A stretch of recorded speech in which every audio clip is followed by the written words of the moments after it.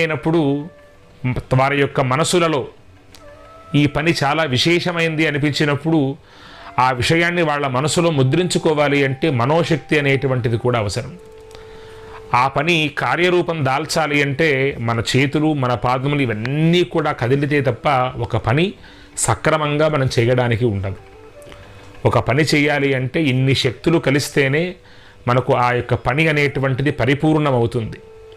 అటువంటి ప్రతి పనికి కూడా శక్తిని ప్రసాదించేటువంటి శ్రీ శక్తి గణపతి యొక్క స్వరూపాన్ని మనం తెలుసుకోబోతూ ఉన్నాం. ఈ శక్తి అనేటువంటిది ఎలా ఉంటుందో మనకు తెలియదు, కానీ శక్తి ద్వారా వచ్చేటువంటి ఫలితాన్ని మనం పొందుతాం. ఉదాహరణకు మన శరీరంలోనే ఒక దివ్యమంగళ శక్తి ఉన్నటువంటిది. ఆ శక్తి ఎక్కడ నిక్షిప్తమై ఉంటుంది అంటే వేదములో, అది కూడా యజుర్వేదంలో చెప్పినట్టుగా నీవా రసూకవత్తన్వి పీతాభా